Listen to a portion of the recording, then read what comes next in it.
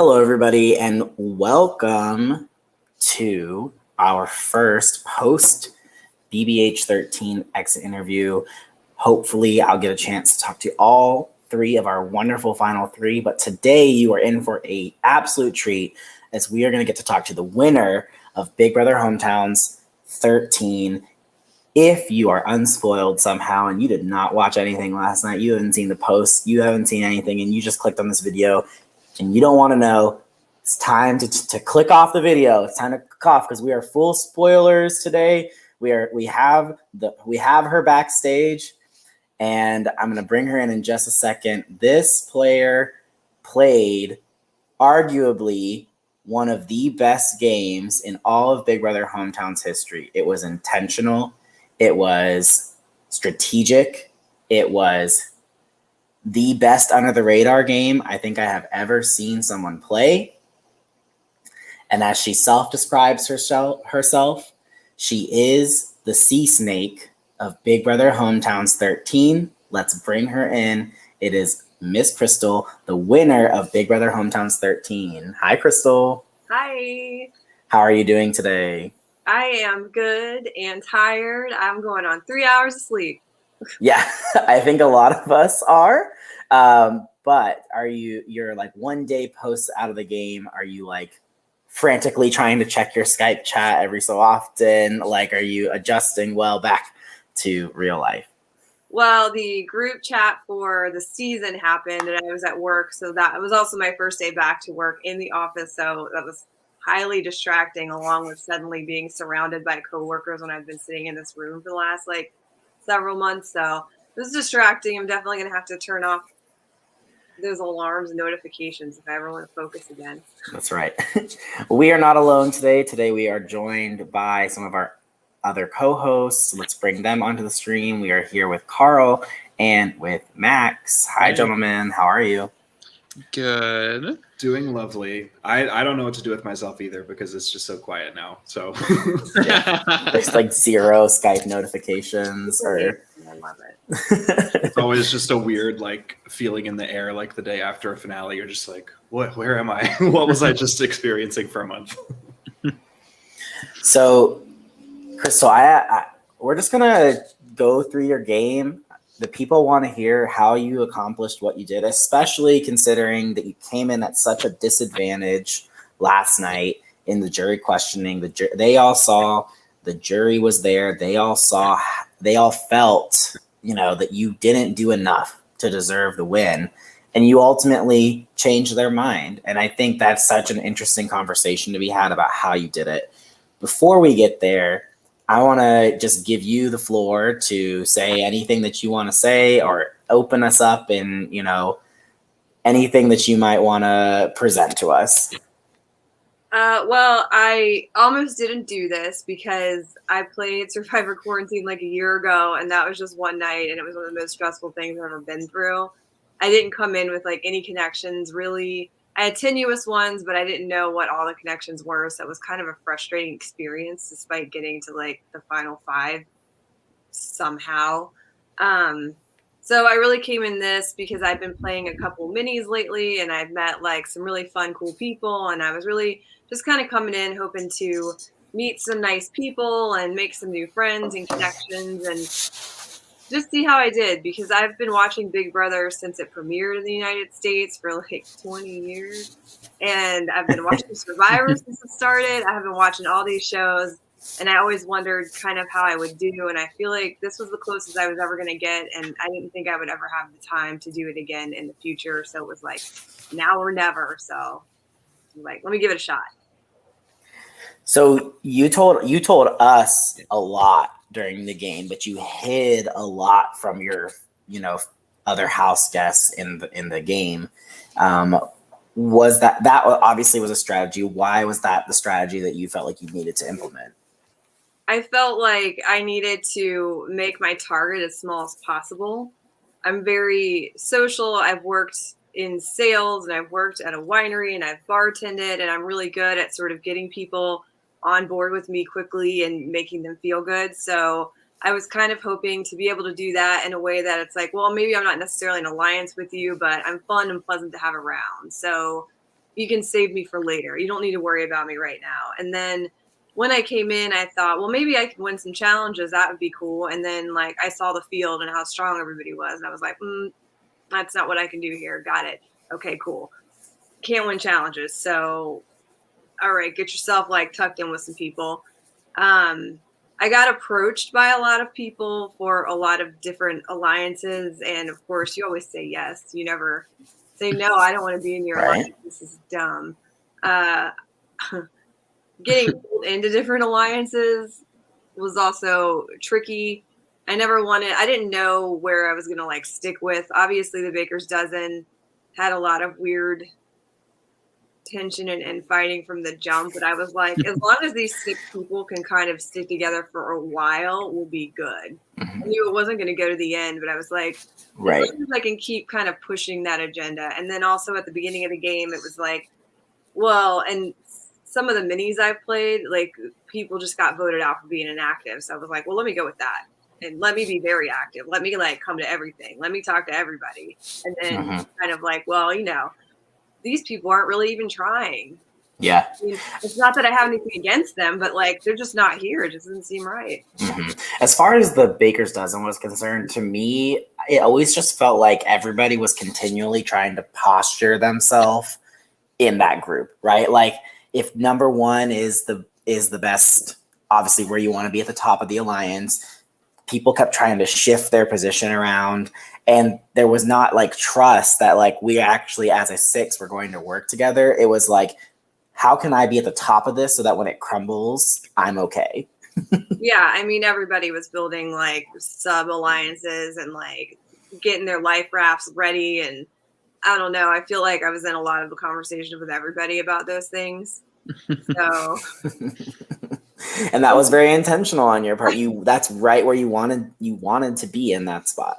Yeah, and going into that, the people I really knew the least were Eric and Christian, and on the picture or whatever, I like referred to Eric, Christian, and Phil's like white boy corner. I was like, I don't know who people are, like whatever, and then kind of getting a feel for people and a sense of people. Like I clicked with Christian in a way that like I don't think either of us would have predicted. And I was just like, oh my gosh, like he just felt very straight up. And I think the people that I really clicked with the most throughout the game were the people that were also, they were playing, but they were kind of like me. I'm like, if you ask me a direct question, I'm not gonna lie. Like there were plenty of times when people were like, did you know about this thing against me? And I'm like, yeah. I'm not gonna like spin a big yarn about it. Yeah. No point. I can't do it. I'm not gonna keep track of it. Just Right. So you told us a lot in that you had an inspiration in how you wanted to play the game. What was that, and how did you feel like it manifested throughout the season? Miss Livia back here. Yeah, that's what I was referring to. Yes. When I was little, this Masterpiece Theater does like series, right? And there's one called I, Claudius, and I think it was made in around 78. That could be wrong. I don't know. But I used to watch it with my grandma, and like Livia was kind of the matriarch of the family. She was married to like Augustus Caesar, basically. She was his second wife. He only had a daughter, and she like got in there and she went to work. She like did all the work to get everybody out that like was in the way of her son becoming the next emperor, and it happened. On top of that, there were kind of rumors that she did love Augustus, but he just started like not quite doing what she wanted, and he was also very paranoid about getting poisoned. So he would only eat like fresh figs from the trees. So she went out and like poisoned all the figs in the trees to get him. And yeah, she went to work. She was like, she lied to the Vestal virgins, and she's just like, I really want to see Caesar's will because I just want to make sure that you guys are covered in there. And then she changed allegedly did all that, and she was just a badass lady, and she was a woman, and she was limited in what she could do because of that, but she like made and broke emperors. Yeah, and I will definitely say you went to work in this game, and I think you constantly were thinking about the game and on calls and thinking through the strategy behind if this piece goes here and this piece goes here. I think it's really impressive. And I don't, and as we saw, ultimately, that strategy doesn't always, it's not always visible to the people around you. Did you realize that your strategy was more internal versus external? Yes. Why do you think I talk to you guys so much? I couldn't talk to anybody else fully in the game because I knew nobody could know everything I was doing at any point. And I also knew there were times when I had like a crisis of like, I'm going to get to the end of this and be like a 0 like vote finalist. No one's going to vote for me because no one saw what I could do. And then the further I got and the more like kind of major moves I made, the more confident like I felt about it. And I mean, Susie and Christian were out there in front, like winning it. And everybody I'm sure was like, oh, one of them's going to win. They're so great. And they were great. And they both played really phenomenal games. But I also knew they had no idea what I was doing. And I knew keeping myself like maybe a goat option, like the loyal goat option you can take to the end and easily beat.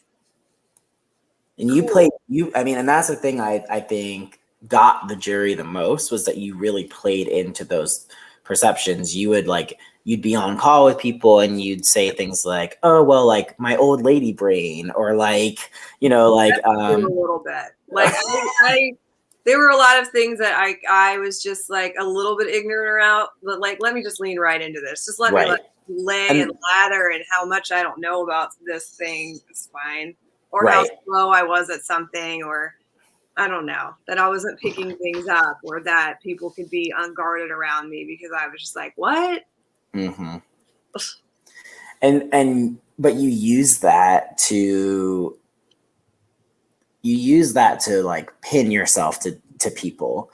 And I feel like one of the things you did really well was picking where you needed to be, like who you needed to be with.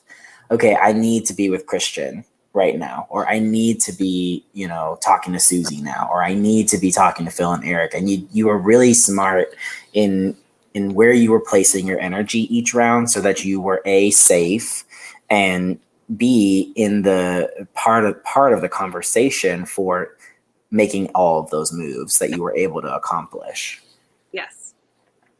I did that a lot. I acknowledge I got lucky a lot because it was, okay, I couldn't win things, but holy crap, did like the best case scenario and wins happen to me like almost all the time in a way that was like almost disturbing.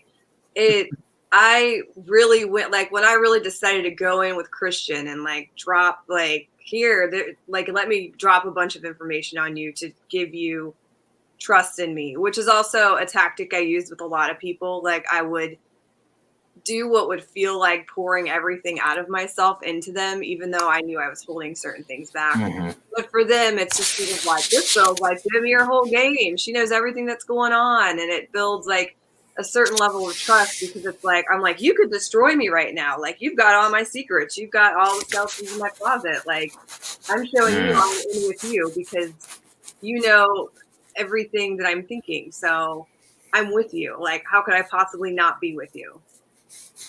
Gotcha. So it was like conscious, but I don't know, because I just really did like people and I like talking to people, and I was just like, yeah, I mean, if somebody was pouring everything into me, I would think I had them. So why don't I do that? Yeah, for sure. And it obviously worked out for you in that.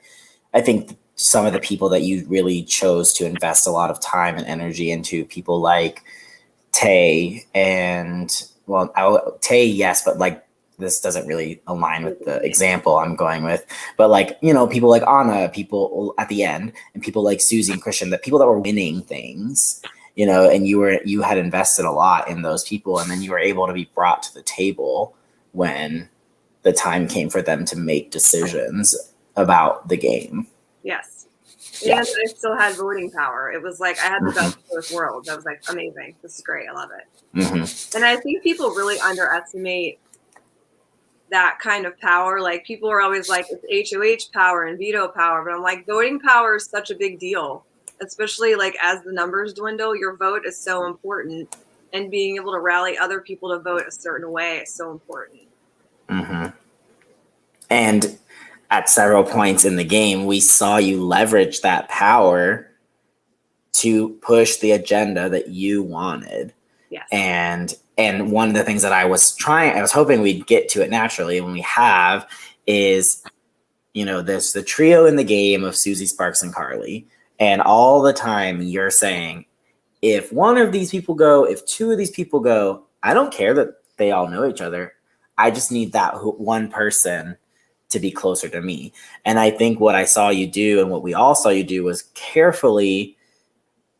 The Carly thing was one thing because you ultimately are on the block there, but she goes and then I was there because I was literally the only person that would ensure she went out.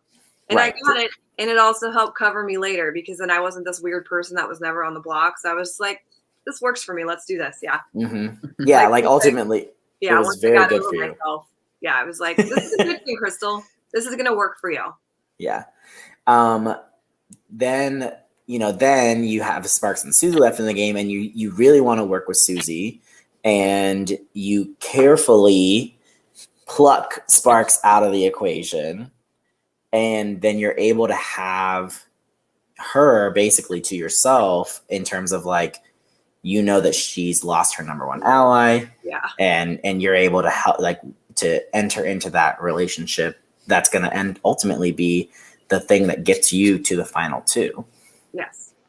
I think I knew I had like basically pieced together. I didn't know I had pieced together, and I talked to Christian about it. I'm like, obviously Sparks and Jamie have some kind of deal, which means Susie and Tay are probably also a part of this deal. Did I know what it was called until the finale night? No, but I was like, this is a thing. This is a thing, and we got to like do something about it. And I mean, at that, yeah.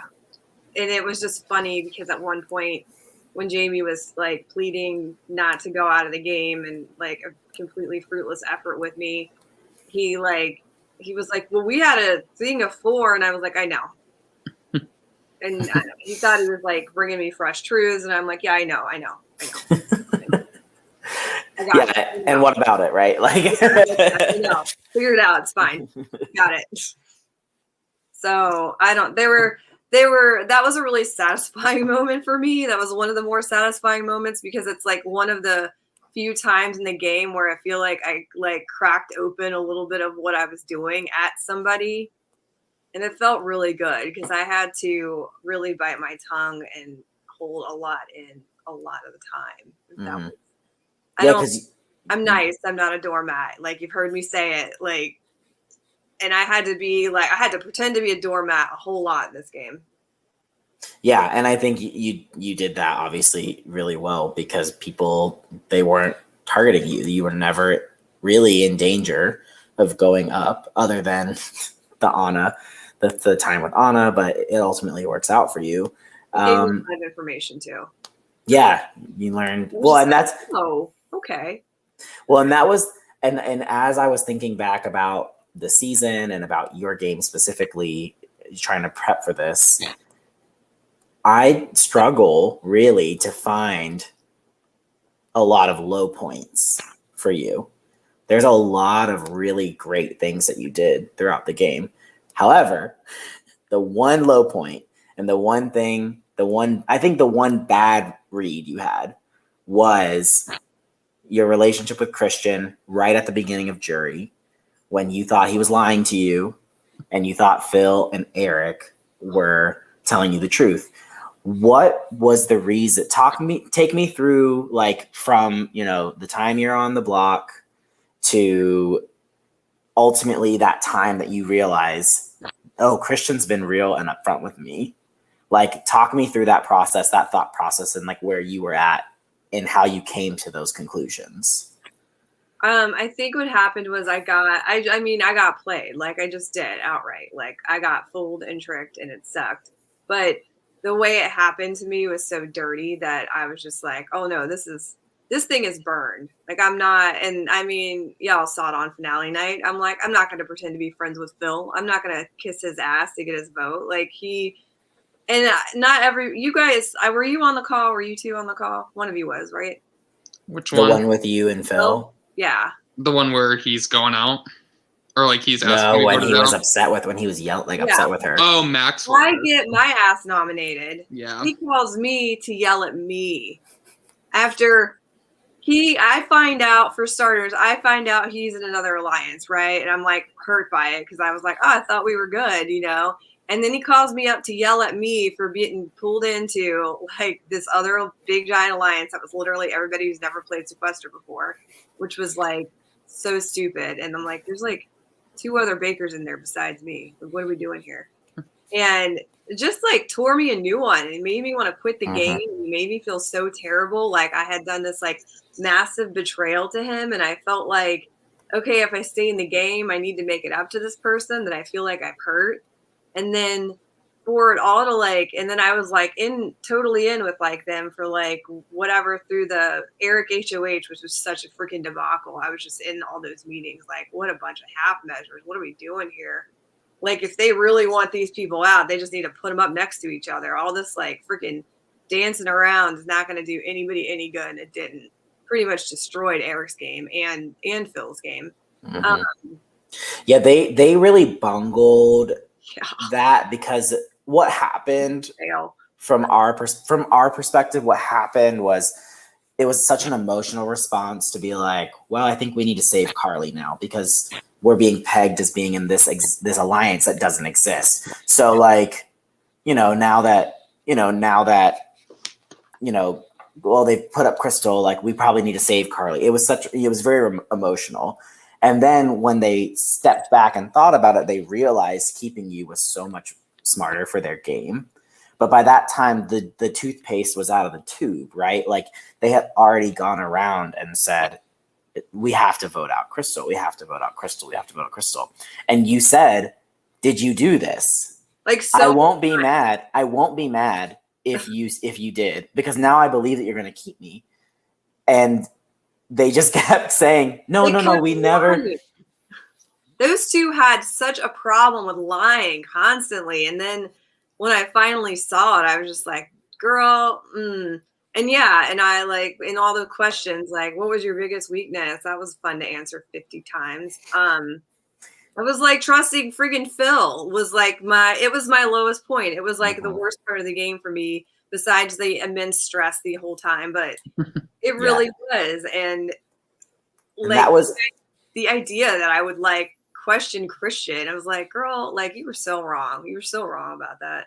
Yeah, I was so devastated because I was rooting for you and Christian so hard. I was like, oh my God, I love Crystal and Christian. They're so fun. I love their calls. And then like you went into the alliance chat with Eric and Phil and you're like, all right, so Christian wants to backdoor you or Christian wants to get y'all out. And I was like, no, please stop. That was like that was easily, I didn't want to say that in the thing, but that was easily like the biggest mistake of the game. And it was like the one time I really like used information I had wrong. And I was just wrong. I just messed that up. And that was definitely like my biggest mistake, but I just did a broad trust Phil for my. Yeah, I mean, owning that to Christian. They don't know the details. And owning that in front of Christian could have been a bad thing for your jury, for your potentially for his jury vote. So how did you ultimately come back around to trusting Christian and being locked back in with him?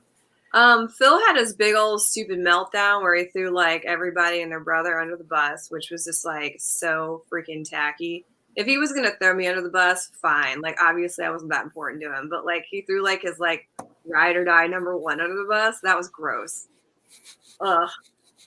Like I was working with 2 people who were like diametrically opposed to one another, and I was never throwing one under the bus. Like this one would say they wanted that one out, and I'd be like, yeah, that's a great point. That would be good for your game. I understand why you want that, but I was never like, you need to get Susie out or you need to get Christian out. Like it just never came out of my mouth. And for Phil to just like do that to Eric was so gross to me. Yeah, I think Christian has entered the chat because he said there's a Facebook user. You can go to StreamYard.com/Facebook Facebook if you want us to see your comments on the screen. But I didn't know we were that kind of live. Wow. he says I'm pretty sure this is Christian because he says my queen. But then also the next comment is, so she didn't really trust me until Phil's meltdown. Yeah. I wanted to. Phil played me. I'm so sorry. I was she trusted you before the I did. Carly eviction, and then at the Carly eviction, that's when she They just lied to me so hard. yeah. So we just discussed that, Christian. You kind of came in right at the tail end of that. You can always go back and rewatch it if you want to, or you can just ask Crystal. I'm sure she'll tell you the truth now. So I mean, from there, it's pretty much you and Christian in lockstep for the rest of the game until, and I mean, if you want to go through the getting Sparks out, if you want to go through the pitch to save Eric, we can. I don't know if you feel like you need to go over those things again, but I'll leave that up to you. I'm trying to think. I mean, the whole getting Sparks out thing was, it was so frustrating when people were like, you didn't communicate with me. I was like, I had a freaking job to do. I had like work to put in. You weren't easy to get out. It wasn't like I shot a couple like messages and it just happened. It was work. And then everybody who was like, I had to convince you to get out, Sparks. I was like, I know I made you feel like you had to convince me. That was the whole point. In case like it didn't work, and then I still had sort of plausible deniability about like, yeah, they were trying to get me to do it, but I just wouldn't do it, and here you are, we're safe and working together, right? So Yeah, I don't know. Every time Jamie tried to pull that garbage and say like, I had to convince you, I'm like, yeah, I know that's what you thought you had to, but that's okay, sure, yeah. right. And I think that at the Sparks vote and at the Jamie vote are really prime examples where the other players in the game didn't see this, but you're messaging us saying, okay, time for this person to go. Here's how I'm gonna go get this person, and I'm gonna talk to them, and throughout the course of the conversation, I'm going to make them think that they need me to get out this person.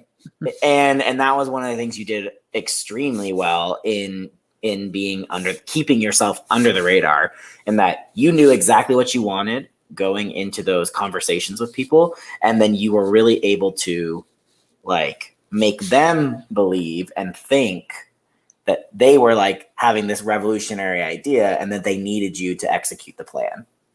Right. I just knew what I was doing, and I knew that I was playing like, I knew the people I was aligned with, and I knew what I was trying to do, and I knew that I couldn't get myself exposed, which is another reason I was just like, there were a lot of challenges where I was like, I don't want to win this. Like, if I win this, I'm screwed, because then people will see what I'm doing. There were plenty of challenges I played where I wanted to win and just was crap at it. Like, full did not do a good job, was not my challenge, was never going to win. Everybody was just like too good at all that stuff. I was just like, I was never going to win planes control. I was never going to win. There was just so much stuff. I was like, I'm never going to win that. I needn't to worry about it. But yeah, pretty much making sure I was covered, like knowing that on the Sparks vote, especially, I was like, I need Eric to do the same thing I do. Whatever it is, I need him to do the same thing I do, so that, oh, gee whiz, like I just wanted to be in the majority, and everybody was reading me for like wanting to stay in the majority, but it was like an active strategy of deniability in case I was like taking out like an ally or perceived ally, because it was sort of like, well, I just didn't want to get caught out of the majority. So a lot of times it was me making sure the majority was doing what I wanted, and then I was just like, let me tuck myself right in. Well, and so I guess one of the critiques of your game that you got was in reference to your jury management, in that like it was part of my strategy. Right. Yeah. In that reference, like in that vote with Sparks and in that vote with Jamie, like you made it seem like they thought they had your vote and they didn't. I needed to go make sure they were going out. Right. And you like, bye. Sorry. Yeah. And they were upset that, while you're working behind the scenes and they don't know this, you're working to secure their eviction. they're like, why isn't Crystal messaging me? Why isn't she, talking? And when we were talking about this at the round table, I was literally like in my head, because I can't say everything that I want to say, and I'm like, she's on call, obviously, and she doesn't check her Skype when she's on call. That's like, but they don't know that. Like, I know that because I watched you play, and when you're on not to do that, it feels disrespectful to the person I'm talking to. So exactly, and I was in my head, I'm like, this is such an easy answer. Like, she's on a call with somebody else. She's not checking her Skype. Of course, she's not talking to you, but like, ultimately, like, that was one thing that they were like burned by. And like, obviously jury management is such an important part of these games. What was your strategy to overcome the perception that you had bad jury management? I gotta be, this is like a two-parter, and this is gonna sound weird and conflicting. One was that I wanted people to think I had bad jury management, so it made me more like attractive to take to the end. Like, they're never gonna vote for her. People left like whatever, mad at her. But you said that all the time. Yeah, all the time. Like, oh my God, they hate me. Like, no one's ever gonna vote for me. I'm gonna be a 0 vote finalist. Like, I don't even know why I'm here. I just want to try my best if I can get there.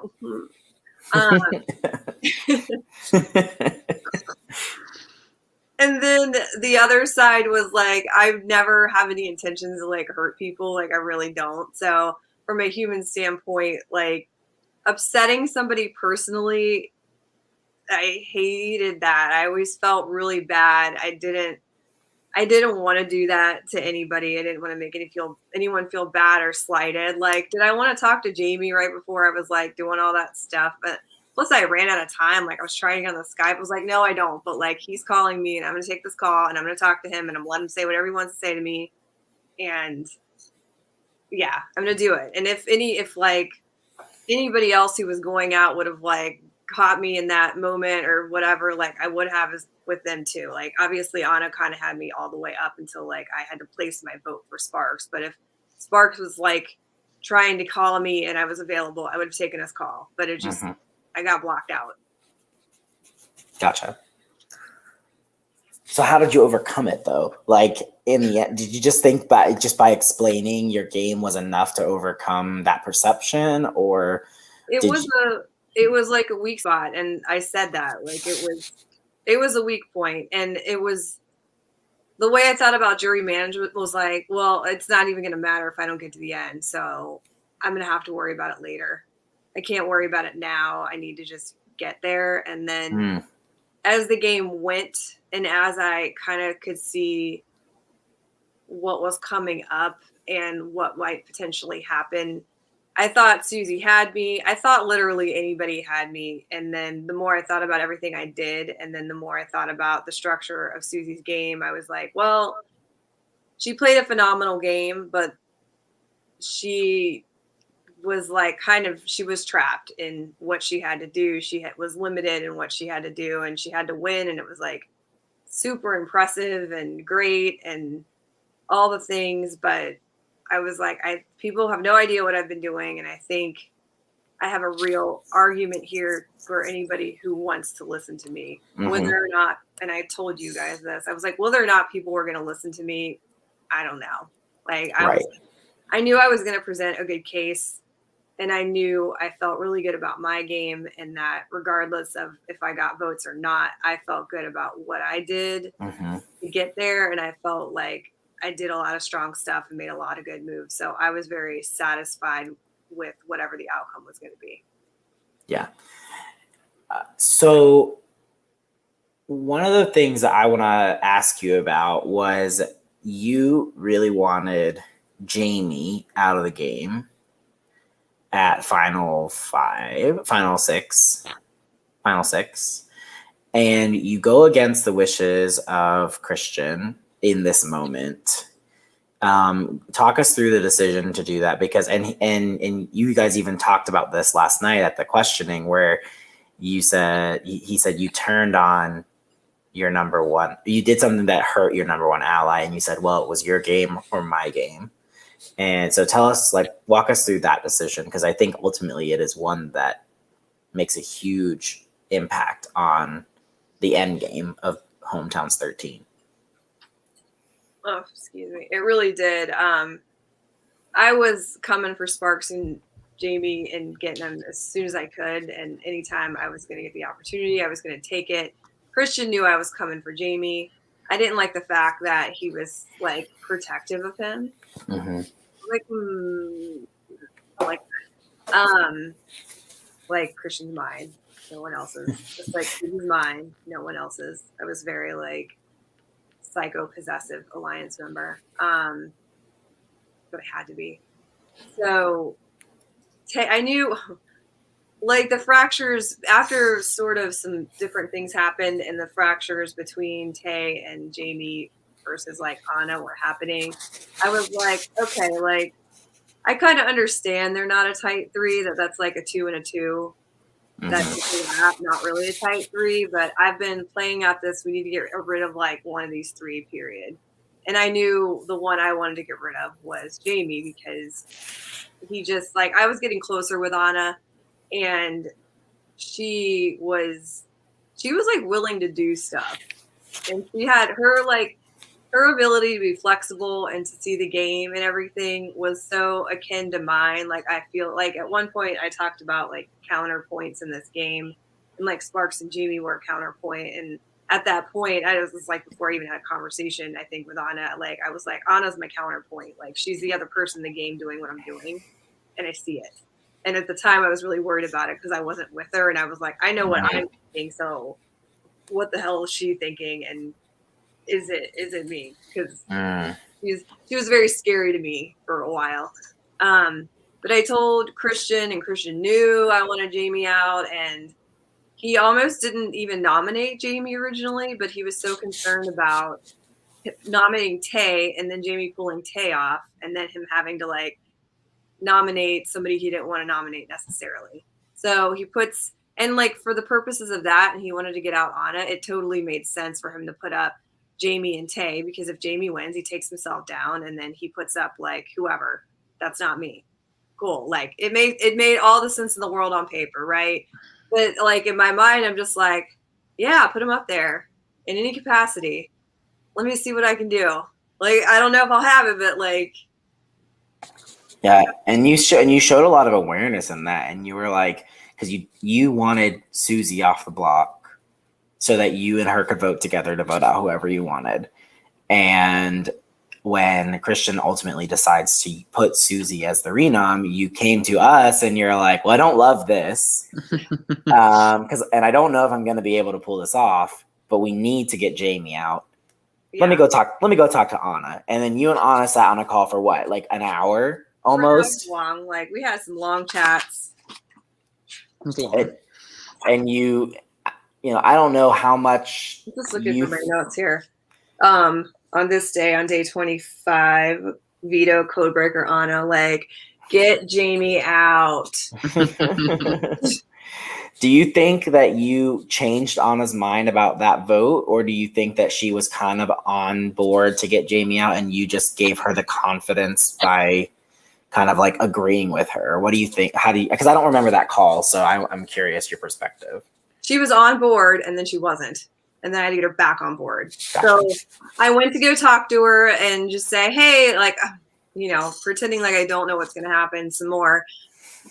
Like, I don't know what's going to happen here, but like, you're safe. Like, if I'm safe too, like, what are you thinking? Who do you want to save? And I knew she would want to save Tay over Jamie. Duh. I was like, well, that's an easy conclusion, which is why I wanted Christian to just put up Tay. And like, Susie was willing to work with him. I'm like, trying to talk him into like the best thing for him, but I can't give him like all the information I have, and I'm just like, oh my god, just put Tay up, trust me, it's better for you, but I can't tell you why, and that sucks. And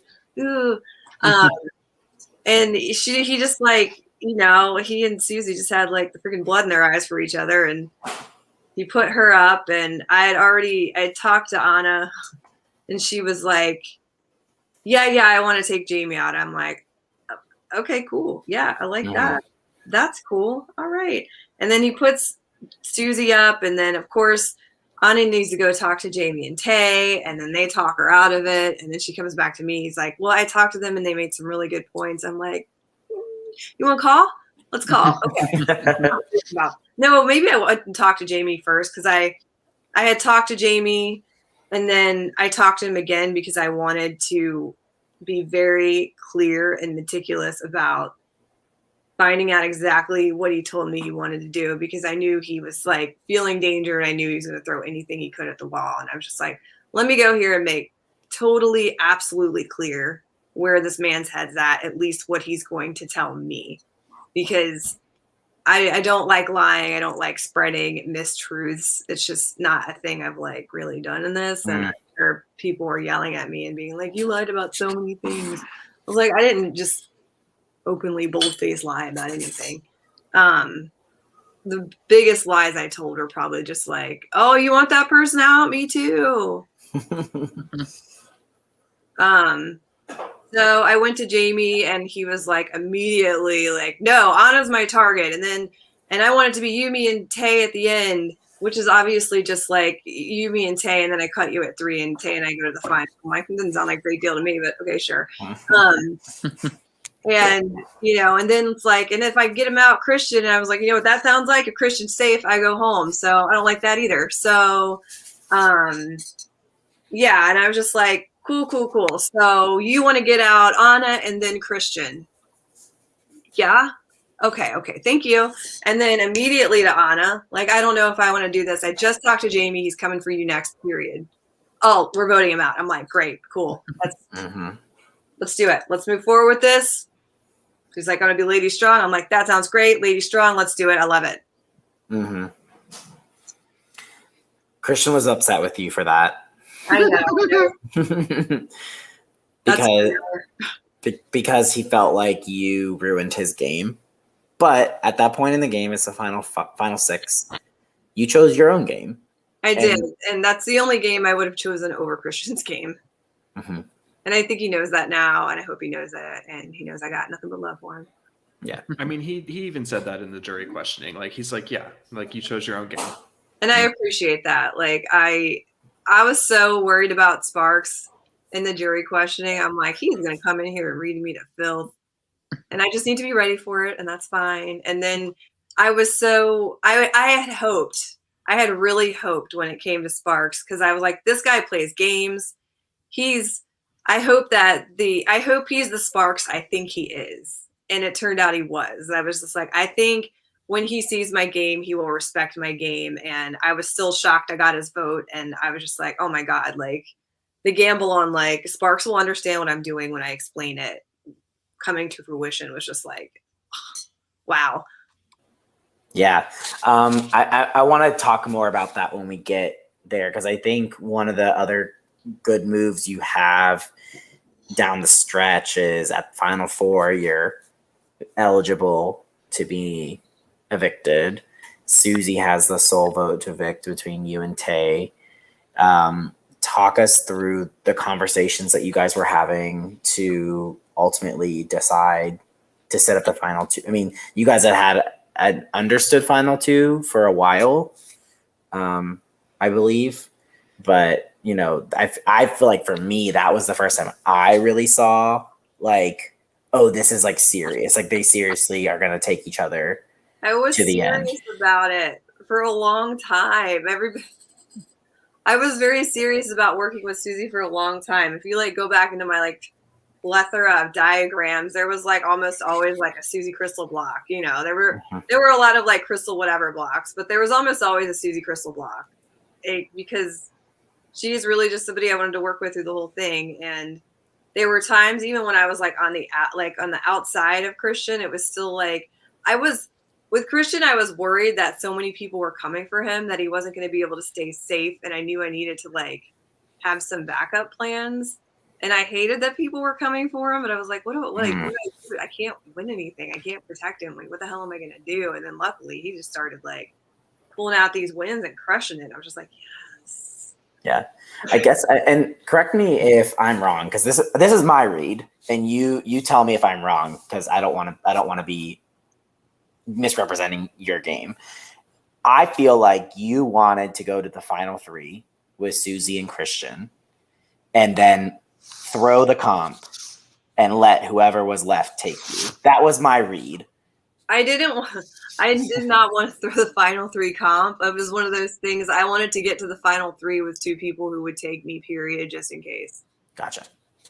Well, they were my 2 people, and the people I would have loved to have gotten there with, because I had like thrown in with them so hard. And then by the end, I was really also in with Anna, and like I wish I had like worked with her earlier, but you know, things happen. And so it didn't matter who. You just wanted both those people to take you.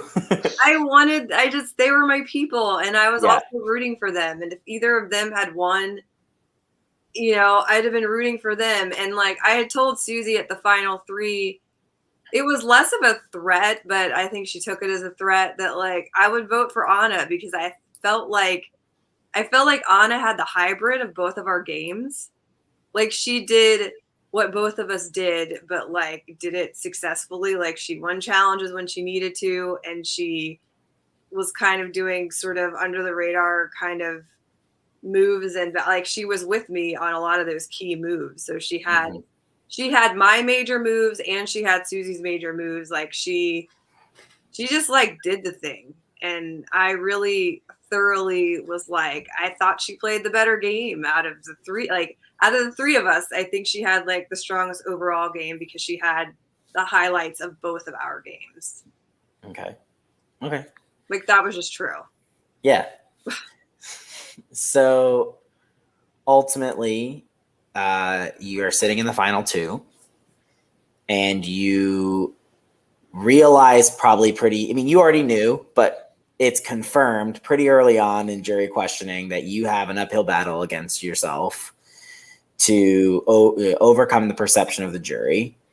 What was your strategy coming in, and how did you try to accomplish that in your questions and in your answers?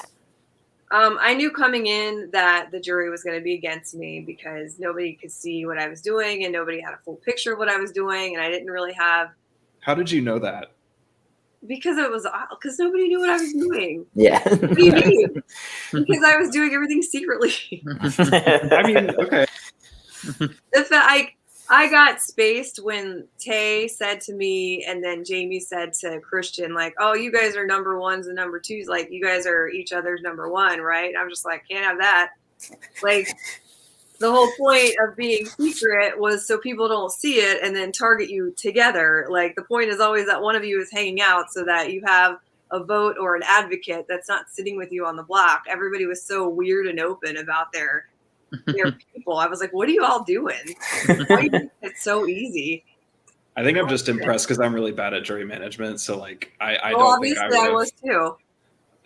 Yeah. That was a selling point. I was like, I'm garbage. Just take me to the end. No one's going to vote for me. Maybe I'm bad at self-awareness in games. That's what I meant. But like, yeah, like I just thought it was impressive that like you were saying what the jury, like you were already anticipating what the jury was exactly saying about your game before you started. And so that like prepared you. I showed y'all earlier, like I wrote a whole novel to prepare for like, I knew I wanted to win that like first round of the HOH, because I was like, great, that's going to give me like all day, like freaking over 24 hours of like time to prepare for this.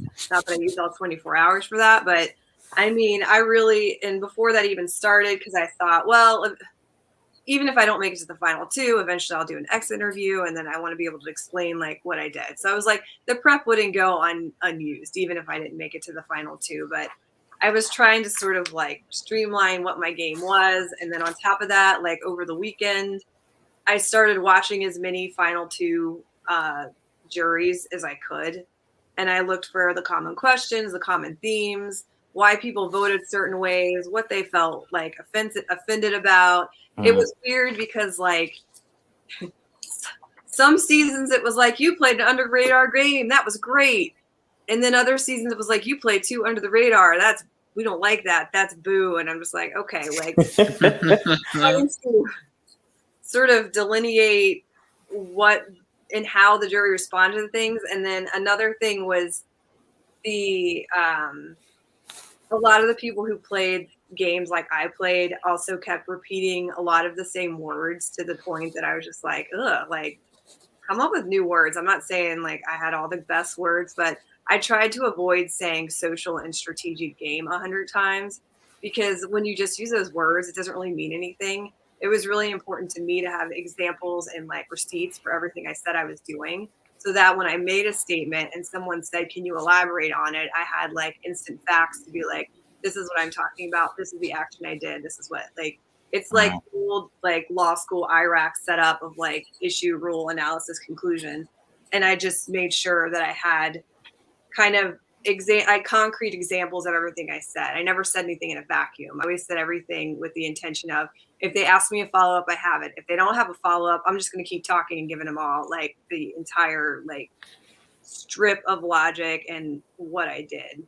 And I got I probably talked too much, but I knew I had to talk a lot to get it through because there was a lot. Yeah. There was a lot.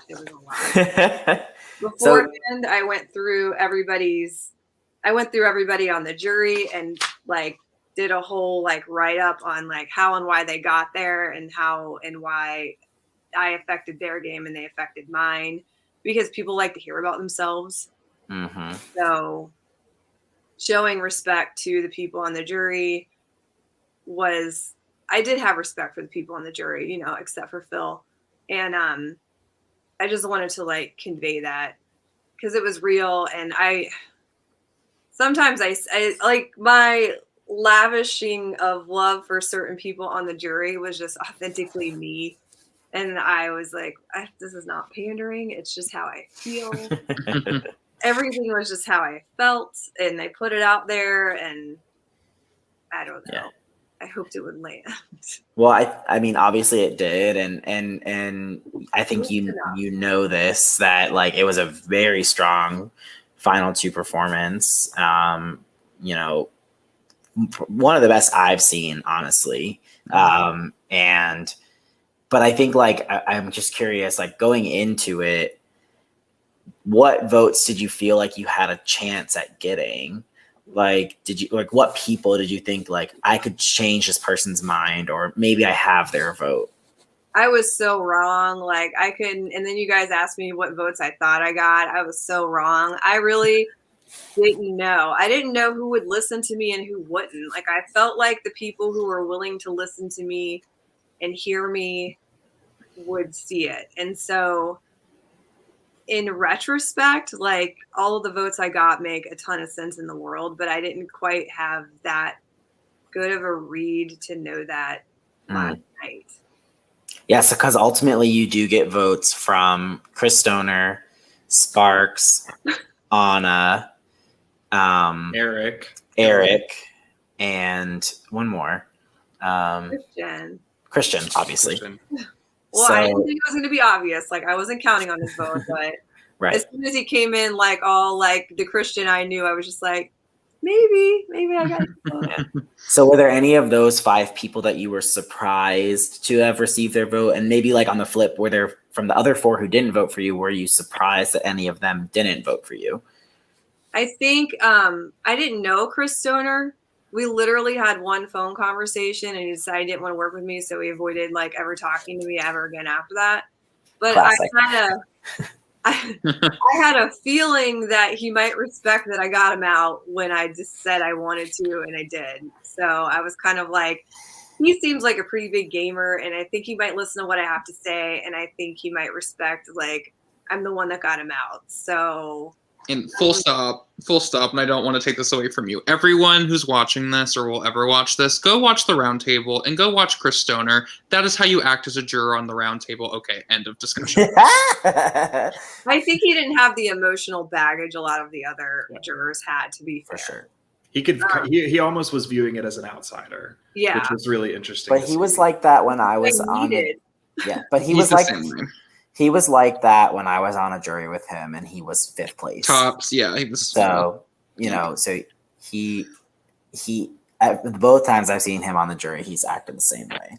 I appreciate that, and I think with Stoner, I just thought his like bias and favor toward Susie was probably pretty strong, but I had a little hope in the back of my head because I was like, I mean, he's a big gamer, and I think it would be like if he votes for me, it would just be like game, appreciating game, because, and that was like kind of the only hope I had for it. And when he came in to do his questioning, I felt like really refreshed by him when he was the one I was kind of like most dreading. Mm.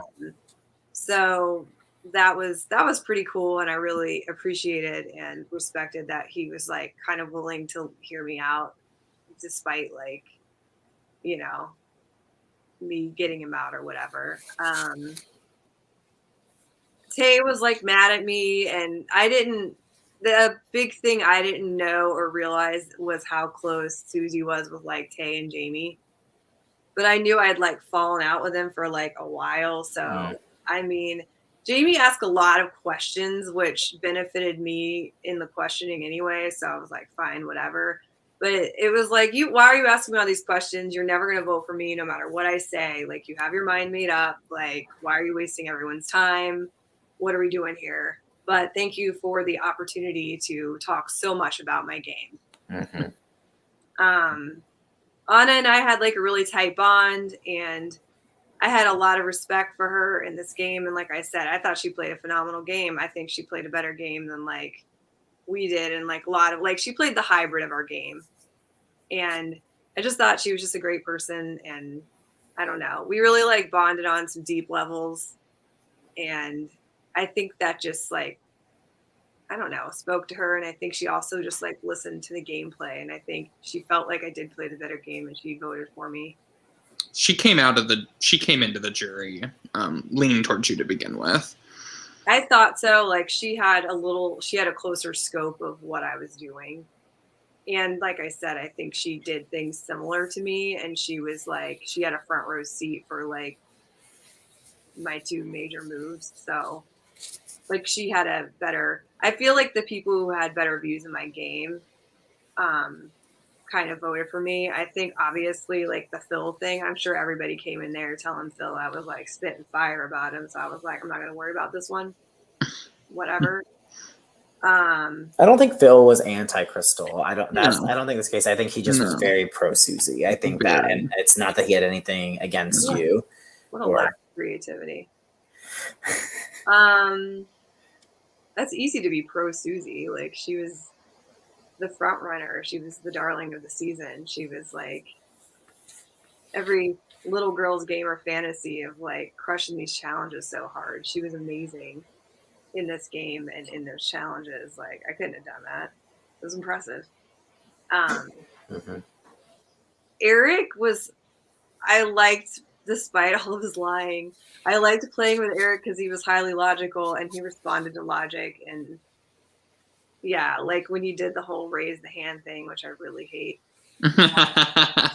You said that before it. Oh, you were like, I hope no one asked that. Oh my God, I hate it. But I raised my hand for him because I thought if he's willing to listen, he's going to hear logic and what I have to say makes sense. And hopefully he does. Yeah, I think the jury vote that was most surprising to me was Sparks, honestly. How do you think you swayed his vote?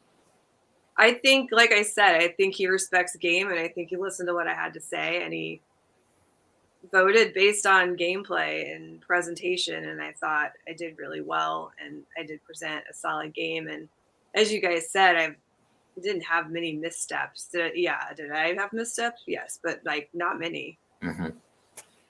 So the only other question I kind of have about this is, Erica's vote was the one that you thought maybe you had a really good shot at getting, and you ultimately don't get her vote. What do you think? That's fine.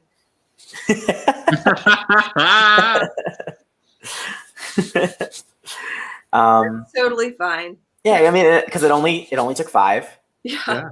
And you got 5, and that's what you needed, and you were crowned the winner of Big Brother Hometowns 13. You looked really shocked to hear that. I was shocked. Did you not think you had it? No. Even after you before he read like Crystal first, and I was just like, oh, I lost. I was like, I probably got 2 votes, and the rest of these are all going to say Susie, and that's fine. And like, she played a great game, and I'm so glad I got to do this, and I was glad I got to do like a final like jury thing because I've never gotten to do that before, and I was just really hoping, like you guys know, I was just really hoping to get like the whole experience. Okay. I think I already know the answer to this question, but I am obligated to ask it anyway. Winners at war. No. I thought that would be the answer. All right, we'll have to add another season before we can do that. Kieran and I are just gonna go like hang out somewhere. We'll just you watch. guys. Just like have us as like your Special commentators. player Yeah. commentators. Yeah, Absolutely. Kieran, don't watch this. We got to Honestly, keep pressuring her. Can you be our coaches? Like, can you be our mentors?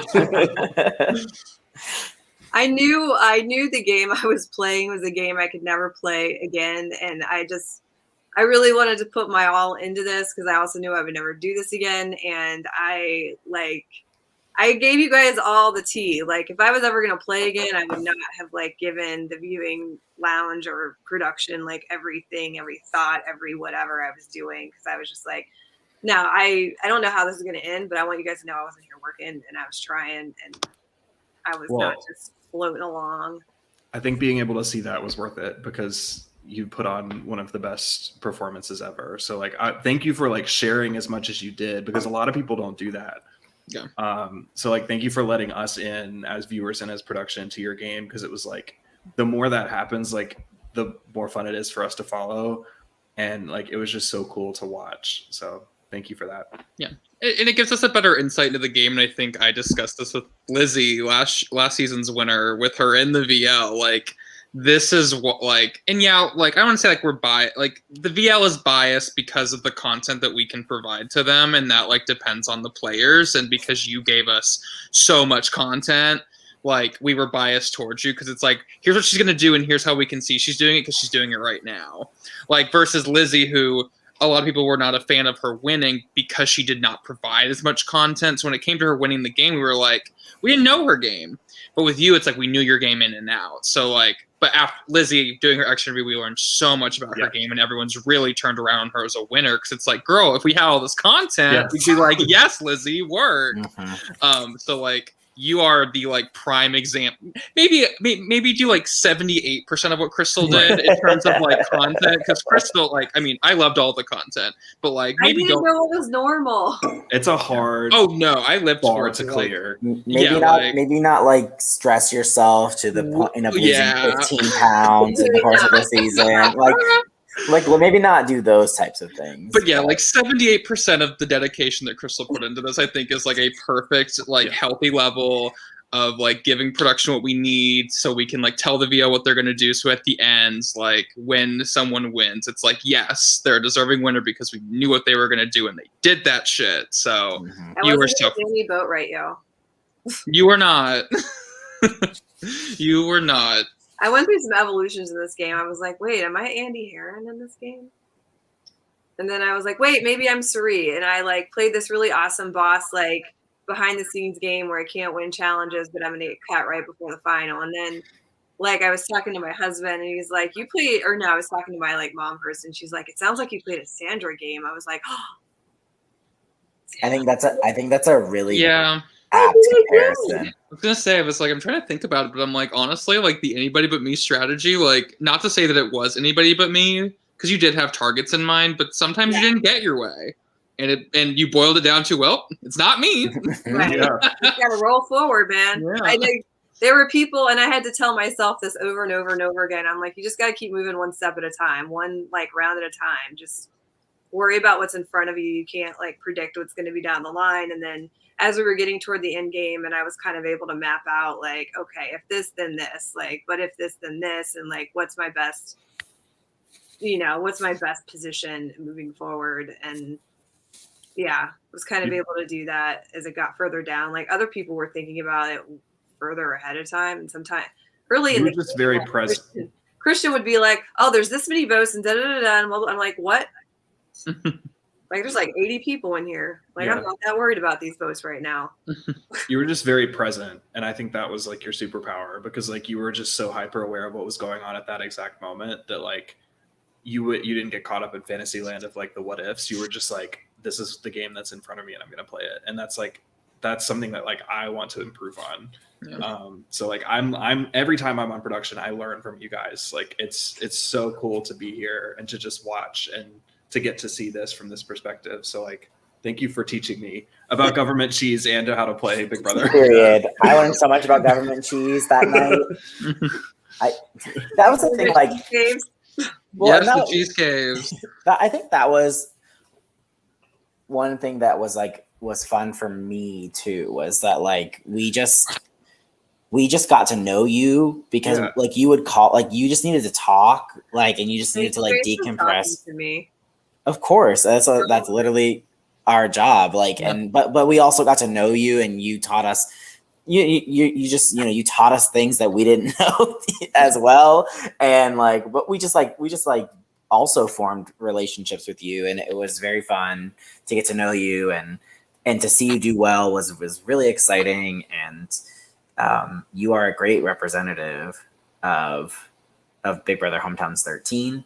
So I wanted to be that. I was like, let me, at the point when I got there, I was like, let me be your representative. I thought about the whole like woman of color, oldest player card. Like I never had to say it, but I was just like, come on, let me have rainbow of winners, please. Yeah. Your game spoke for itself. It really Right? did. Your game spoke for itself. I appreciate that so much. I felt like I was so often kind of working in a vacuum, and you guys really let me soundboard off of you a lot. I mean, I knew you couldn't like respond to things, and I was just like, let me shoot this out. Yeah, Crystal being on call. Well, what if this is like what about this? And I'll just be like, and she'd be Like, like, you can't say, but like, what this, then this, and I think every time I talk to people, it's like, oh, I was talking to production for like whatever, and they're like, this whole time, I was like, yeah. Don't you guys talk to them? Is it just me? Is it just because I can't confide 100% in anybody in this game because I don't believe anybody ever? Just me? Okay. I was always paranoid, and like me wanting to get reassurance from people was totally like, it was just sort of one of those things. It's like and I never gave like heavy reassurances to people like I wasn't working with. Like as much as Jamie was trying to be like, you're playing in the middle, I was like, I wasn't playing in the middle. I was coming for you, like, period. That's not the middle. Like the middle would be me saying like, yeah, Jamie, we're cool. And then I go, yeah, I wasn't doing that at all. Like I had people I was going for, and I wasn't any fool about like whatever. And I had to like respect Sparks. It kind of did him in for me also, but like I respected the truth of it. He'd be like, yeah, girl, we're cool. Like when I'm coming for you, I'll tell you. I'm like, so you will be coming for me. Your phrasing implies you will be coming for me because you didn't. Yeah. So I was like, this is too bad. I really wanted to work with you, but here we go. Is there anything you want to say or anything that you feel like is left unsaid about your game? Anything that we didn't ask you, or anything that you didn't feel like you got to explain fully? I don't know. I'd kind of loosely mentioned my agendas thing, which I may or may not have explained in the jury questioning last night. I think I did, but I really, instead of pushing people, I was pushing narratives that I wanted fulfilled. So it gave me sort of like, well, I never said your name. Like I wasn't coming for you. It was just sort of, I would go after classes of people that I was not in. So, whoever's watching this can utilize that in the future. But yeah, like the inactives, the people with groups, the pairs, Keep it not specific. Huh? Keep it like not specific so it can't get traced back to you. Right. That way you're not like saying anybody in particular. And I also, I generally like people, and it's not of me to like go out and start targeting people for like no good reason. Like I need a reason for it. So very early on in the game, I really didn't want to win any power because I was like, there's nothing specifically I want to do. Mm-hmm. And then by the time I wanted to do stuff, I got the one HOH, and that was just a combination. I got that HOH because of my social standing, period. Like, I didn't get picked to like do the questions until the very end, which gave me like a great chance to win that. I'm like, great, this worked out great for me. And then touchy subjects, it was hard to lose that because I'm usually that one, and I was just like, let me see how I would have done. And it was gratifying to me to know, like, well, okay, I could have won that one. Like other things, now I wasn't going to win those, but I'm like, also, Yeah, I didn't want people to be as aware of my social awareness as like. That takes restraint to like not win touchy subjects. We can confirm that you did. Confirm, that you did win touchy. They asked us in the jury when you said that last night on the jury Zoom. They were like, "Can you tell us if that's true or not?" And I was like, I can't tell you if that's true or not. But yes, it is true. She, you would have won had you submitted the answers that you wanted to. And then I like perfectly threw it. Like I ended up right in the cluster of people in a way that I'm just like, good. No one's gonna think I'm socially aware, even though like I felt like I was generally that sounds so cocky, but I guess I can say it now. I'm not playing the game anymore. I don't have to pretend. I felt like my social awareness was on point. Another thing, and I can't remember if I talked to you guys about it, but I was always, when I had these number ones and they talked to me first before they made major decisions, or they would get power and talk to me first, I always said, you can't have talked to me first. Like, tell me when in the chain of people you have talked to me so I can be consistent with whatever you're telling people. And no one ever said that to me, which I thought was weird. I was like, aren't other people doing this? Aren't other people considering that, like, oh, wow, like you and you were gone for a long time after this power happened. So was it you guys that, like, when Christian and I were talking after he won a power, we were both like on our DMs talking to people at the same time. Because usually when I had calls with people, I wanted to give them my full attention. And Christian and I usually did that. But like we were both like messaging and like making sure we were both active and talking like separately at the time. So it wasn't obvious we were like both MIA at the same time. And it felt like a lot of people weren't thinking on that level, which was surprising. I'm sorry, what? It felt like a lot of people weren't thinking on that level, which was no, I don't think so. There were like a lot of things that I did that to me seemed like natural to sort of cover what you were doing, that it didn't feel like other people were doing. It's like one of those things where it's like you were slick, right? And there's like a lot of people who play these games that think they're slick. But you were actually slick in how you covered yourself. Yeah. It just, I was always ready for somebody to be like, oh, well, like, we can't say we talked right now. I was like, okay, well, like, we can't say we talked right now. So we need to like talk about the timeline of when we talked about things so that it checks out later. It's very meta. Like a lot of, like some people just like play the game and they're just like literally like playing the game in front of them, but like you play the game in front of you while also thinking about the implications of what you're doing in the larger context of like the game, which I don't think a lot of people get there. And that's I think it's really a big key component of what it takes to win something like this, and on like the real show too. So like snaps. I appreciate I appreciate it. I was so shocked when I got drafted. I was such a like high draft pick. You gave a great interview. Uno. You did. You had a really good and great interview. The interview was in it too, and then also the intro? Intro, and day zero. Zero. And anything that the host knew about the cast beforehand. So like we didn't have a ton to go off of, especially we knew that you knew Lee. Right. And Lee was in our ear about how good you were going to be. I didn't think I would be that good. Like I've never had a performance like that in a game. I mean, he told us I had a performance in a game, but that was like I was really playing from underneath everything. Gotcha. Anything else?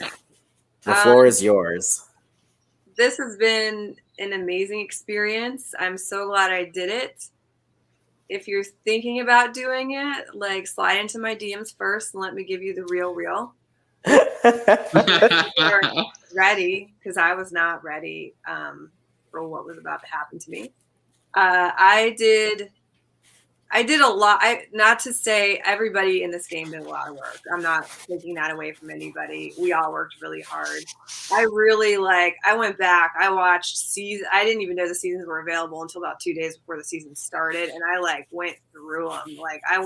I watched as many seasons as I could. I was looking for, at the final whatever, this tends to come up. These are the games that repeat, and I was just like, okay, girl, you're not going to win most of these games, so don't go ahead and go on that. I was dreading Wheel of Fortune like you could not believe, and I thought I was going to get out of it, and then it happened, and I was like, great. Everyone's going to publicly see how terrible I am at this. That's amazing. I love it. And it was so painful, and my sad, tired ass is there with my tiny notebook in my slots, trying to figure out anything at all. Tragic. That was so embarrassing. Can't win them all. I felt bad. I felt bad for everybody who had to watch it. I have loved getting to know the people in the game with obviously Christian and Susie and Anna have all been treasures in this game to me, and yeah, I will miss talking with them every day. And yeah, I guess that kind of sums it up. If anybody wants to come to me about their final jury speeches in the future, offer some workshops for real. Well, this has been a really fun time to go through your game and to just hear from your mouth, what you were trying to do and how you achieved a really, really, really impressive performance, not only yet last night, but throughout the last 29 days. So thank you for sharing with us, and thank you for giving up an hour and 20 minutes of your time that, you don't have to do anymore because the game's over. So we appreciate it. And we're so thankful and happy to have you a part of the Big Brother Hometowns family. We hope you'll stick around and be involved and come on streams and play games and all those things, because you are obviously so welcome. And we look forward to continuing to get to know you through those experiences. I look forward to nice, tiny, short, fun games. The BBH off season is just a little bit of paradise. It really is. It really is so nice. I also just know you will crush the weakest link. Yeah. So that's a crapshoot too. I know a lot of weird stuff, but then you get some sports and music on me, and I'm like, what? I know music from a very from about 1980 to about 2005. And then it's nice. And then I stopped trying. Awesome. Well, thank you guys so much for joining us. Thank you so much for watching. For myself, Carlin and Clark, Max, and the winner of Big Brother Hometowns 13, Crystal. Good night, everybody.